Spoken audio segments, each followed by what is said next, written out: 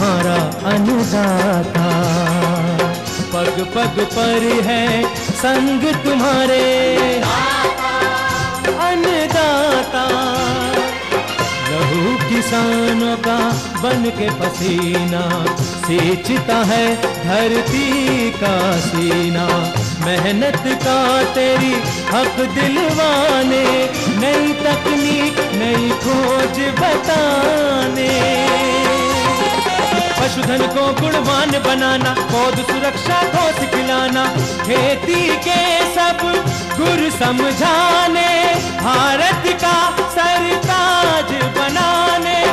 आठों पहर है संग तुम्हारे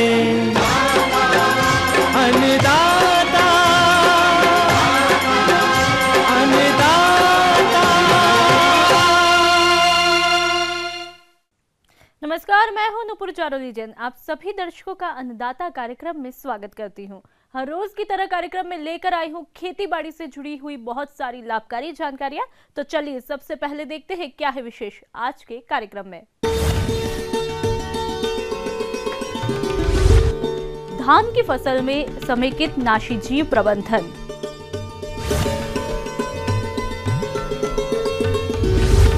औषधीय फसल शतावर की खेती के महत्व और लाभ पर जानकारी, नेपियर घास उगाकर किसान साल भर खिला सकते हैं अपने पशुओं को हरा चारा।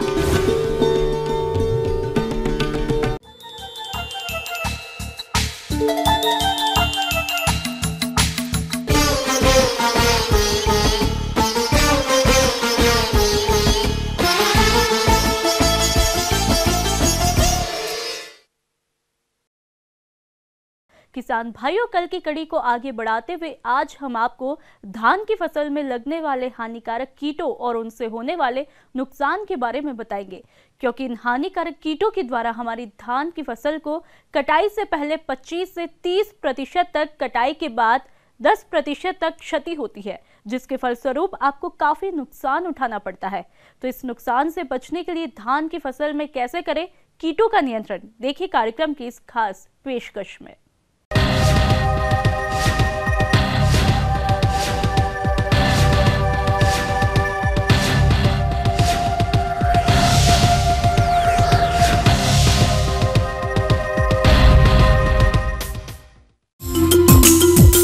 अब आप धान की फसल में लगने वाले मुख्य कीट एवं रोग के बारे में जानेंगे। धान में लगने वाले कीटों की संख्या लगभग 200 से भी अधिक है, परंतु विभिन्न क्षेत्र एवं जलवायु में कुछ ही कीट फसल को आर्थिक क्षति पहुंचाते हैं। आइए देखते हैं ये कीट कौन कौन से हैं और किस तरह से धान की फसल को नुकसान पहुंचाते हैं। तना छेदक कीट। इस कीट को धड़ छेदक एवं व्हाइट ईयर या सफेद बाली कीट के नाम से भी जाना जाता है। यह कीट पौधों के संपूर्ण बढ़वार अवधि में नुकसान पहुंचाता है, परंतु मुख्य रूप से पौधशाला एवं कल्ले निकलने की अवस्था में ये कीट ज्यादा नुकसान करते हैं।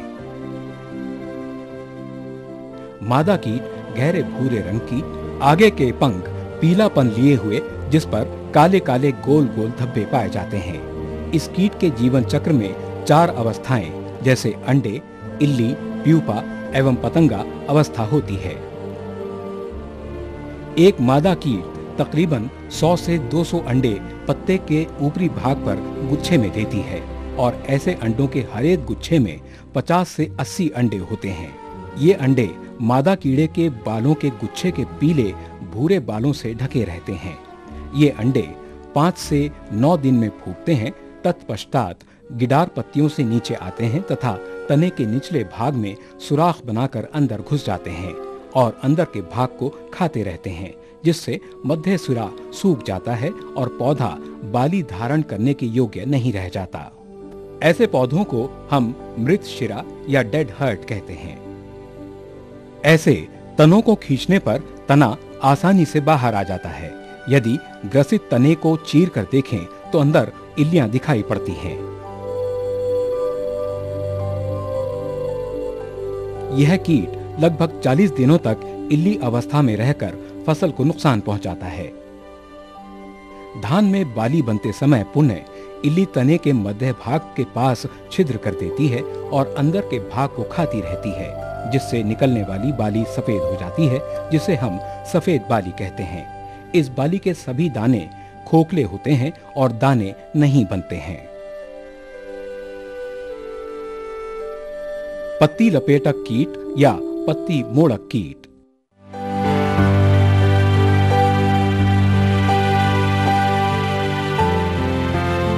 धान के खेत में यह कीट बहुत अधिक संख्या में देखा जाता है।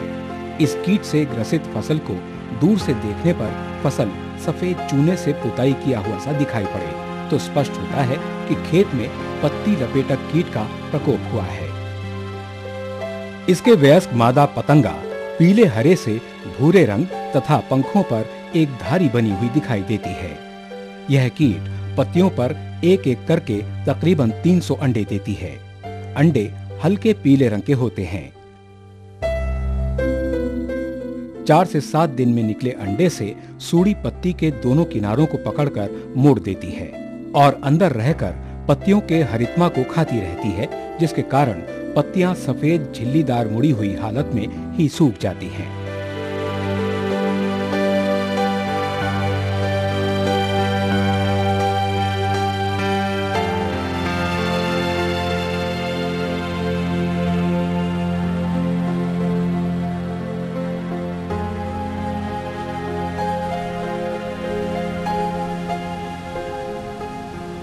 यह 15 से 25 दिन तक लार्वा अवस्था में रहकर फिर प्यूपा अवस्था में जाकर पुनः 6 से 8 दिन में वयस्क में परिवर्तित हो जाता है और पूरा जीवन चक्र 25 से 35 दिन में पूर्ण हो जाता है।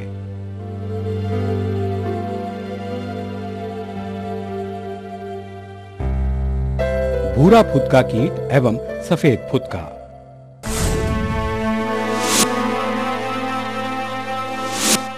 यह कीट फसल को काफी नुकसान पहुंचाते हैं और किसानों के लिए बहुत सरदर्द बना हुआ है।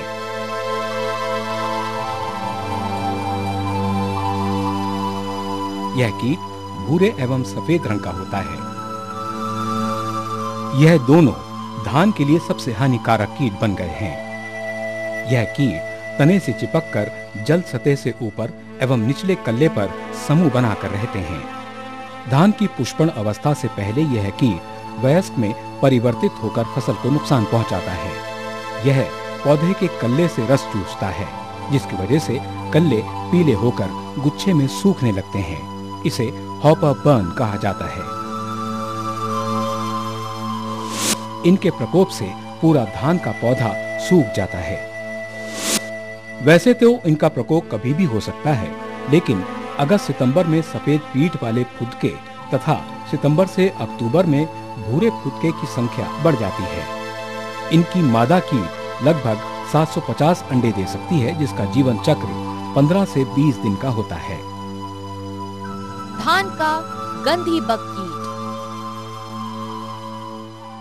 धान की फसल में फूल लगने के समय या उसके बाद दाना बनने के समय इस कीट का प्रकोप हो जाता है।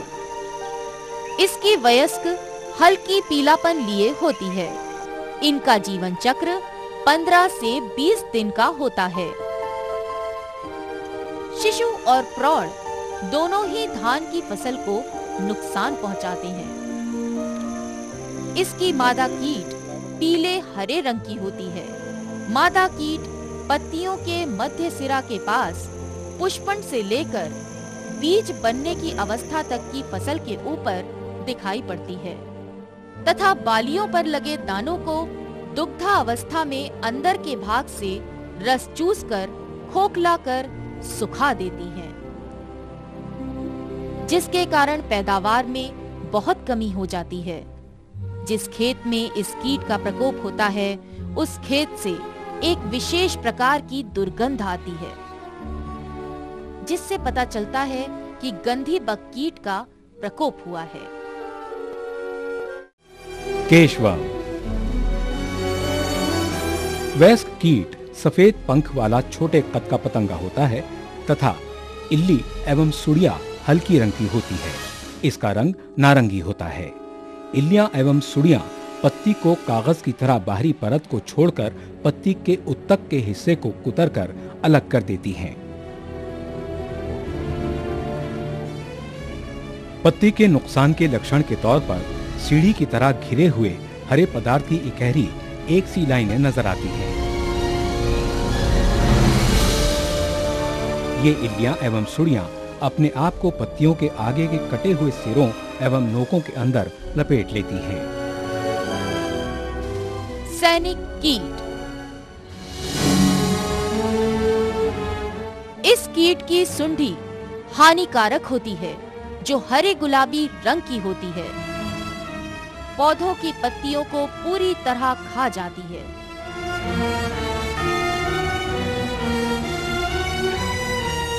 तथा यदि पौधे में बालियां लगी हों, तो उस पर चढ़कर बालियों को काट देती है।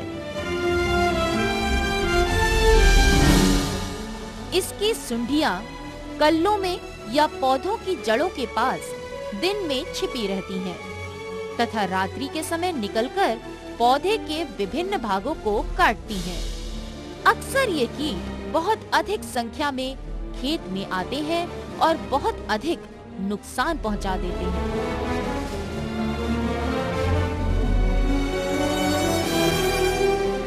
गौल मिर्च। पौधशाला एवं कल्ले की अवस्था में लगने वाला एक और कीट है गौल मिर्च या सांढा कीट। इसे गगई कीट के नाम से भी जानते हैं। यह मच्छर प्रजाति के अंतर्गत आता है और इसकी मादा गहरे लाल रंग की होती है। मादा कीट पत्तियों के ऊपरी भाग पर एक एक करके 100 से 300 अंडे देती है। छोटे मैगेट तने के अंदर जाकर पूर्ण जीवन चक्र विकसित कर नुकसान पहुंचाते हैं। इस तने को देखने पर प्याज की पत्ती यानी नली के आकार जैसी हल्की रंग लिए दिखाई पड़ती है। उसके ऊपर छोटी पत्ती दिखाई देती है। ग्रसित कल्ले पूर्ण रूप से सूख जाते हैं। पिछात रोपाई तथा बदली एवं वर्षा की स्थिति में एवं अधिक कल्लों वाले किस्मों में गौल मिर्च का प्रकोप ज्यादा होता है।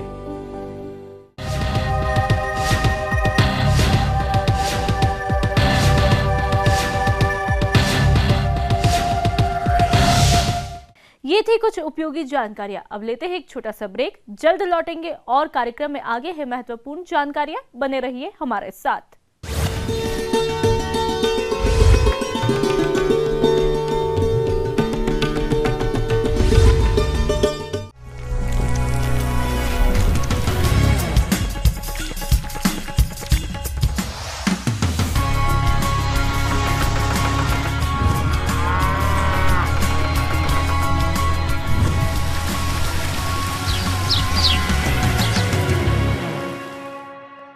ब्रेक के बाद एक बार फिर से आप सभी दर्शकों का अन्नदाता कार्यक्रम में स्वागत है। बढ़ते हैं अगली प्रस्तुति की तरफ।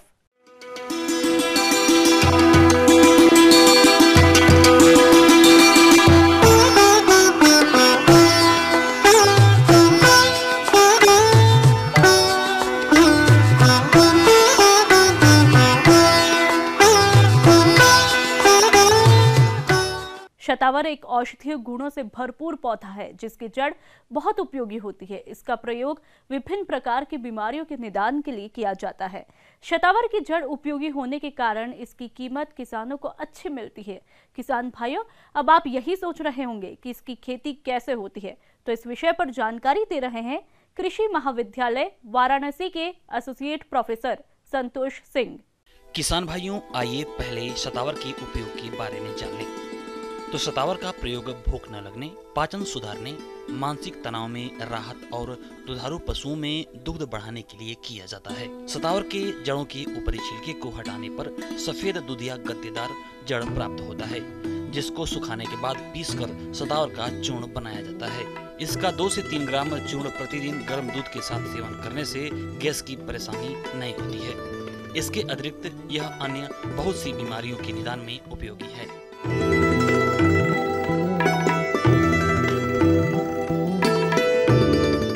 लेकिन अब कैसे लगाना है, यदि आपको खेती करना है उस पर हम चर्चा करेंगे। और थोड़ा इसके पहले हम औषधि गुण पर चर्चा कर दें कि ये इससे लाभ क्या है शतावरी से। शतावरी, पहली बात तो ये जो हमारी हिस्टीरिया बीमारी होती है उसके लिए बहुत बढ़िया है। जो डायबिटीज़ है उसमें शतावरी का प्रयोग किया जाता है, और डायरिया है उसमें भी शतावरी का प्रयोग किया जाता है। दुग्ध जो स्राव होता है, जो महिलाएं अधिकतर जब बच्चे वगैरह होते हैं तब भी ये शतावरी का प्रयोग किया जाता है। जो दूध स्राव है वो अच्छा होता है, दूध का उत्पादन बढ़ा देती है शतावरी। तो शतावरी बहुत इम्पोर्टेंस है ब्लड प्रेशर के लिए, जो अभी मैंने बताया इसके लिए भी है, पेचिस का है, आदमी इसको प्रयोग करते हैं। तो शतावरी की खेती आप कैसे करेंगे इस पर हम चर्चा करते हैं। 75 से 80 हज़ार स्लिप मतलब कि इसकी जड़ें, और जड़ों के साथ साथ थोड़ा ऊपर वाला तना भी रहना चाहिए। यदि वो तना नहीं रहेगा और जड़ नहीं रहेगी तो आप रोपाई जब उसकी करेंगे, लगाएंगे उसको, तो फिर उसका जमाव अच्छा नहीं होगा। तो इसको यदि आप कहीं से भी ले सकते हैं, एक CSIR का इंस्टीट्यूट है, मेडिसिनल एरोमेटिक प्लांट्स का, भारत सरकार का है, तो वहाँ इसकी यदि आपके पास न हो तो 1-2 पौधे वहाँ से 10 पौधे खरीद लें और फिर अपने घर में इसी को आगे बढ़ा लें। तो आप 10 ही पौधे वहाँ से ले लेंगे तो आपका अगले साल काफ़ी तैयार हो जाएगा, क्योंकि एक पौधे में कम से कम 100 से 125 शकर्स मिल जाएंगे आपको अगले साल। तो आपको उसी से आपको मिल जाएगा, बीज आपको मिल जाएगा, और अगले साल आप बढ़ा के खेती कर सकते हैं। कि 75,000 से 80,000 स्लिप प्रति हेक्टेयर लगती है। तो ये आप दूरी जो है 45 सेंटीमीटर से 50 सेंटीमीटर लाइन से लाइन की दूरी आप इसमें रखिएगा, और करीब इतनी ही दूरी पौध से पौध की दूरी, क्योंकि इसमें नीचे शकर्स पैदा होते हैं और जड़ वाली ये फसल है, तो थोड़ी दूरी रखते हैं जिससे कि उसमें ज़्यादा से ज़्यादा जड़ें डेवलप हों, 100 से 125 एक पौधे में बने। और लगाने के बाद पानी ज़रूर, एक सिंचाई हल्की सी ज़रूर दें। यदि वर्षा ना हुई हो तो सिंचाई हल्का पानी ज़रूर दें, जिससे कि वो मिट्टी जो हमारे जड़ें हैं वो उसको पकड़ लें, और पानी मिल जाएगा तो उसका जो वृद्धि है, ग्रोथ है जड़ों का, वो होना स्टार्ट हो जाएगी। अब पानी लगा करके छोड़ देंगे, फिर इसको जो है 2-2 महीने पर इसकी एक आधी निराई कर दें, जिससे कि खरपतवार हमारा न रहे। और निराई करने के बाद उसमें पानी हमेशा ज़रूर थोड़ा देते रहें। जब देखें कि खेत हमारा सूख रहा तो सिंचाई करते रहें। किसान भाइयों, इसमें खाद भी देनी बहुत ज़रूरी है। 120 किलोग्राम नत्रजन प्रति हेक्टेयर, और 60 kilogram phosphorus, 60 kilogram potash.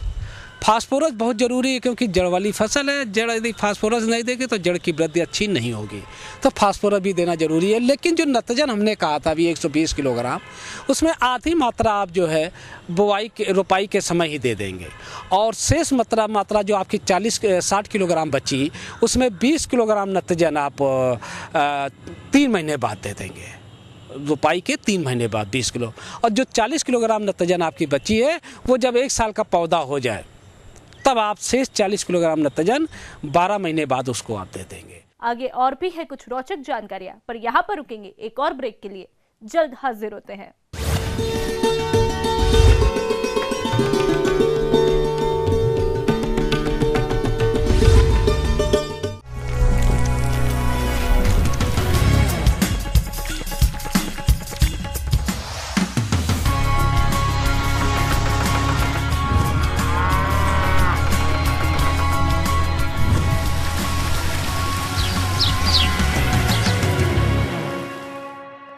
Break के बाद आप सभी दर्शकों का स्वागत है। चलिए अब रुक करते हैं अगली कड़ी की तरफ।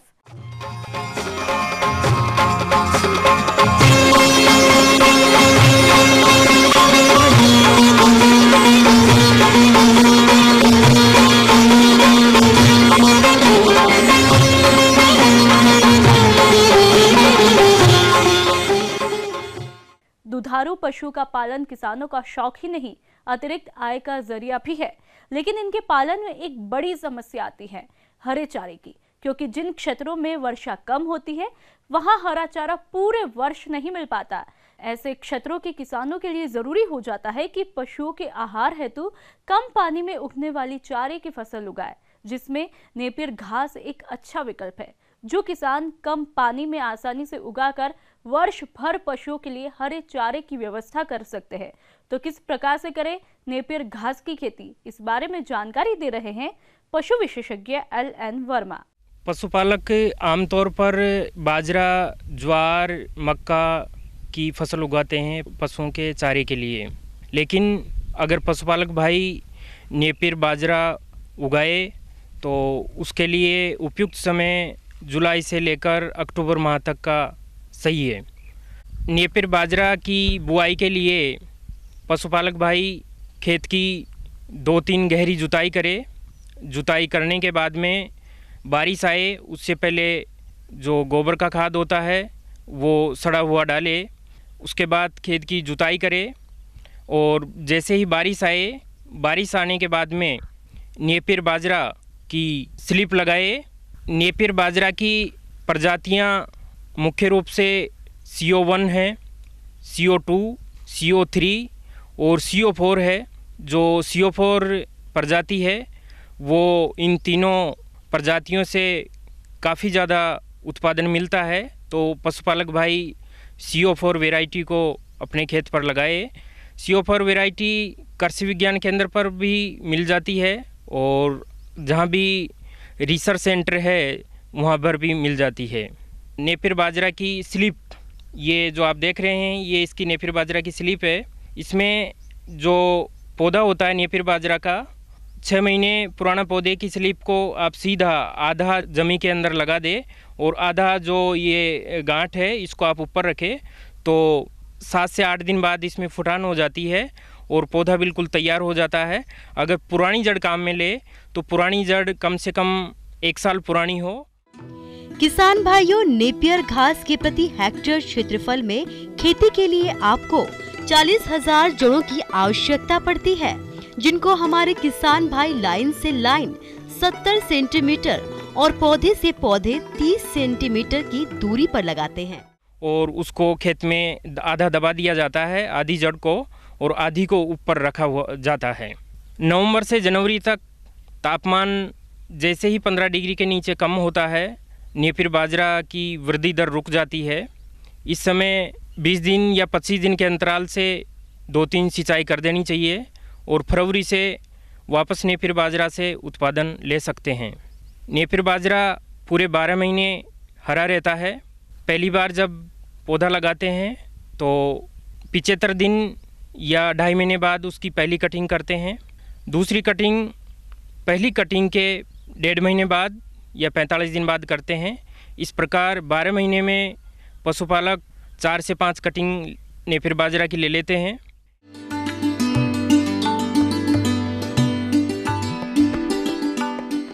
जॉन डियर अन्नदाता हेल्पलाइन निशुल्क फोन संपर्क सेवा के माध्यम से आपके द्वारा पूछे गए प्रश्नों में से 1 या 2 महत्वपूर्ण प्रश्नों को हम अपने कार्यक्रम में शामिल करते हैं। इसी के तहत आज का चयनित प्रश्न और उसका जवाब इस प्रकार है। आज की अन्नदाता हेल्पलाइन में हमने जिस प्रश्न को शामिल किया है उसे पूछा है ग्राम महेवा, जिला सीतापुर के निरंजन प्रजापति ने। आपने बेर के बाग में इस समय किए जाने वाले प्रबंधनों के बारे में जानकारी चाहिए है, तो इसके लिए देखिए कार्यक्रम का यह अंश। इसमें बहुत से खरपतवार जगे हुए हैं, जिसमें कि कांग्रेस ग्रास भी बहुत है, मोथा भी है और भी अन्य खरपतवार जमे हुए हैं। ये बहुवर्षीय खरपतवार हैं जो हमारे पौधे से पोषक तत्वों के लिए, धूप के लिए और अन्य कीड़ों को प्रसरा देने के लिए मेन रूप से प्रतिस्पर्धा करते हैं। और जो पौधे की संस्तुत मात्रा की खाद है 100 ग्राम नाइट्रोजन, 50 ग्राम फास्फोरस और 100 ग्राम पोटास प्रति वृक्ष की दर से 2 बार में, साथ ही साथ 10 किलोग्राम गोबर की खाद 1 वर्ष पुराने पौधे को देते हैं। जब पौधा 6 या 7 वर्ष का हो जाता है तब तक प्रति वर्ष वही सेम मात्रा बढ़ाते रहते हैं और 7 वर्ष के उपरांत पौधे में पोषक तत्वों की मात्रा फिक्स कर देते हैं, अर्थात 700 ग्राम नाइट्रोजन, 350 ग्राम फास्फोरस और 700 ग्राम पोटास प्रति वृक्ष प्रति वर्ष देते हैं। 30 किलोग्राम गोबर की खाद इसके अतिरिक्त प्रति वृक्ष देते हैं। पोषक तत्वों की मात्रा को हम 2 बार में देते हैं। पहली मात्रा इस समय अगर आपको दे देना चाहिए क्योंकि बरसात का अगस्त का महीना है, और दूसरा आप जून जुलाई में देते हैं। जब जून में कटाई छटाई कर देते हैं तो नई ग्रोथ, क्योंकि ये नई ग्रोथ पर फल देता है, तो जैसे जून में कटाई करते हैं उस समय आप दूसरी मात्रा को दे देते हैं, तो जुलाई में अच्छी नई वृद्धि आती है और करंट सीजन पर अच्छी ग्रोथ के साथ साथ पुष्पन भी अधिक आता है। किसान भाइयों, इसमें बोरर की समस्या बहुत होती है। इस समय फूल नहीं है, फल नहीं है, लेकिन पौधा है। पौधे में जो तना बेधक कीट है बहुत ज़्यादा नुकसान करता है। आप बगीचे में जब घूमेंगे देखेंगे छोटी छोटी गोली के रूप में बुरादा लटका रहेगा। आप जब साफ करेंगे तो छेद दिखाई देगा, जिसमें 3 से 4 ml पेट्रोल को सिरिंज में लेकर आप डाल देते हैं और छेद को गीली मिट्टी या कॉटन की सहायता से बंद कर देते हैं और उसमें कीड़ा मर जाता है। किसान भाइयों, पत्ती खाने वाला कीड़ा भी इस समय पौधे पर प्रभाव डाल सकता है और यदि कीड़ा दिखाई दे तो कोई भी सिस्टमेटिक इंसेक्टिसाइड डालकर आप छिड़काव कर दीजिए, जिससे कीड़ा मर जाता है।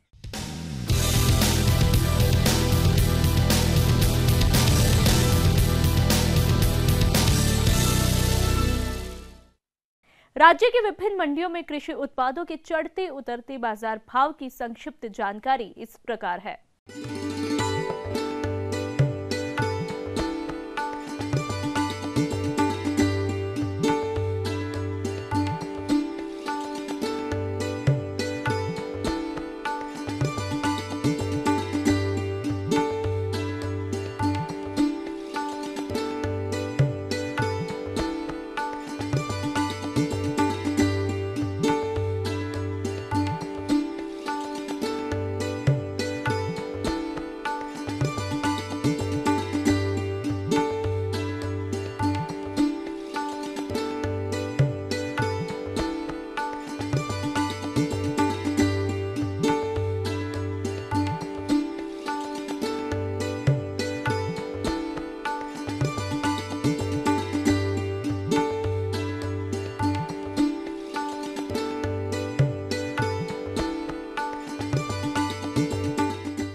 हम यह उम्मीद करते हैं कि आज का कार्यक्रम आप सभी दर्शकों के लिए उपयोगी रहा होगा। किसान भाइयों, अन्नदाता आपकी सेवा के लिए संकल्पित है।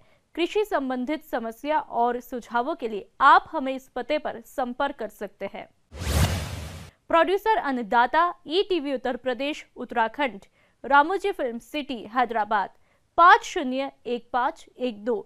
साथ ही आप हमें ईमेल भी कर सकते हैं। हमारा ईमेल है p18annadata@nw18.com। इसके अतिरिक्त आप हमें जॉन डियर निःशुल्क हेल्पलाइन नंबर 1800419215 पर सोमवार से शनिवार सुबह 10 से शाम 4 बजे के बीच संपर्क कर सकते हैं। अब आइए देखते हैं कल दिखाए जाने वाले कार्यक्रम की मुख्य झलकियां। धान की फसल में समेकित नाशी जीव प्रबंधन पर जानकारी। पंतनगर कृषि विश्वविद्यालय से प्रेषित कृषि मौसम पूर्वानुमान और कृषि फिलहाल अन्नदाता की पूरी टीम को इजाजत दीजिए। कल फिर इसी समय आपसे मुलाकात होगी कृषि संबंधित कुछ और महत्वपूर्ण जानकारियों के साथ। नमस्कार।